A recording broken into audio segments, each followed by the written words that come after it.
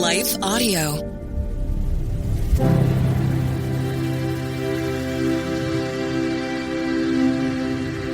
Thank you for listening to Your Daily Bible Verse, the podcast that examines one verse each day to learn more about God and His will for our lives. I'm your host, Kyle Norman. And after a brief message from one of our sponsors, we will continue with today's verse.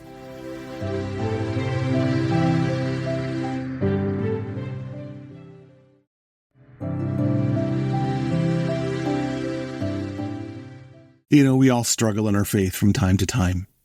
Psalm 23 talks about the valley of darkness, and ancient writers would talk about the dark night of the soul. We might struggle in prayer or fear that we are not forgiven. But what if, in the place where we feel most discouraged in faith, lies an invitation to meet Jesus in a new way? If you need to be encouraged in your faith, then pick up Alive, Loved, and Free, Finding Jesus When Faith is Hard, available on Amazon.com. Amos chapter 8 verse 4 reads, "Hear this, you who trample the needy and do away with the poor of the land." When is the last time that you took a journey through the prophet Amos? Well, if you're like me, it's probably been a while. We don't spend much time reading the words of Old Testament prophets, do we? We tend to favor the messages of Matthew and Luke, Peter and Paul. But if we never listen to the Old Testament prophets, we might easily develop a mistaken belief that they have nothing to say to us. We might even have a skewed picture of God, one where the God of the Old Testament is angry and wrathful, but the God of the New Testament is nice and forgiving. We might think something like, "Well, I don't believe in the Old Testament God. I believe in the New Testament God." But who is Jesus if not the incarnation of the very God revealed in the Old Testament through prophets like Amos? Given that, might Amos have something to say to us today? Amos writes in the 8th century. In the 8th century before Christ, Amos is sent to the northern kingdom, the kingdom of Israel, with a word of rebuke. Now, Amos is extreme in his imagery and he is scathing in his denunciations. While the northern kingdom enjoyed times of immense economic prosperity, God presents them with the fact that they had grown spiritually bankrupt. The kingdom had moved away from God's call to care for the most needy and vulnerable people in their midst. And so Amos says to the people, "Hear this, you who trample the needy, you who do away with the poor of the land."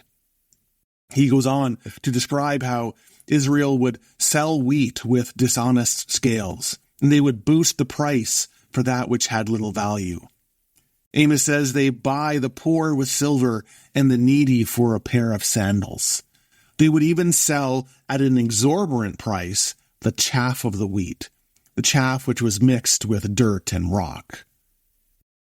Such dishonest commerce doesn't happen today, does it?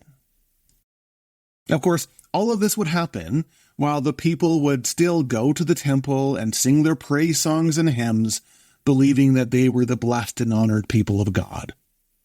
But from God's standpoint, Amos is clear. Israel was a people who cared not for God or for God's people. Well, no wonder everyone asked Amos to prophesy somewhere else. Amos presents us with an important truth, one that we at times need to be reminded of. God cares about how we live. God cares about how we treat the people around us, particularly the vulnerable and the needy. Throughout the scriptures, God is continually shown to have concern for the poor, the widow, the foreigner, and the orphan. These 4 classes of people in need always hold God's attention and care. So is it that much of a stretch to think that Amos speaks needed words to political leaders who serve themselves and their lobbyists rather than the needy of their community? Might Amos have a needed word for business leaders who make their riches off underpaid and overworked laborers refusing the basic rights and dignity of their workers. And because Amos speaks to religious people of the day, does he not have a critique for churches or dioceses that save their cash for their own glory, rather than seeing their resources as God-given means to bless the needy? This is a hard truth, and it should make us squirm just a little bit. Because in such an economically focused and materialistic world today, we can never forget God's call to be a people of righteousness and justice. We are to pursue not just our comfort or our luxury, but the goodness and livelihood of those who experience the deepest needs in life.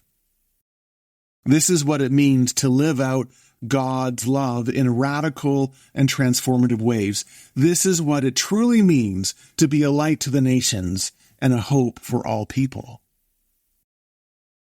Where do these words touch your life? Where does Amos speak to you? Where are you called to give to the needy? Could you buy a meal for the homeless person on the corner? Might you give some time to a charity that seeks to help the poor and disenfranchised? Could you write to your provincial or state leader asking them to seek justice for those who are in need? Of course, none of us can do everything, but we are called to do something. So where might God be calling you? Now, God's words of correction, calling us to better witness, and doesn't discount God's love for us. Amos is clear that even during the harsh words of rebuke, God is still ultimately a God of redemption. And even in waywardness, Israel was never abandoned by God. Even in exile that would come upon Israel, God never walked away from the covenant. The fact is, no matter how bad things are, no matter how aggressively we may at times rebuke or reject God's ways, we never work our way out of God's redemption, and God is always able to breathe new life into what has been broken previously. Ultimately, the satisfaction of our lives isn't found in our own comfort. It is found in the willingness to be the people of God, always loved and always loving. May each of us radically and boldly heed God's call to serve the needy. Amen.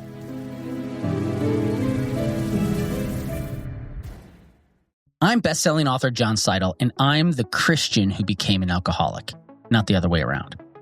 Through the power of Jesus, I got sober, and now I'm sharing both my story and the stories of others just like me, along with helpful interviews from trauma, faith, and addiction recovery experts. If you're a fan of messy sanctification and powerful stories, join me on the Confessions of a Christian Alcoholic podcast on Life Audio or wherever you listen to your favorite podcasts. Let's get radically vulnerable.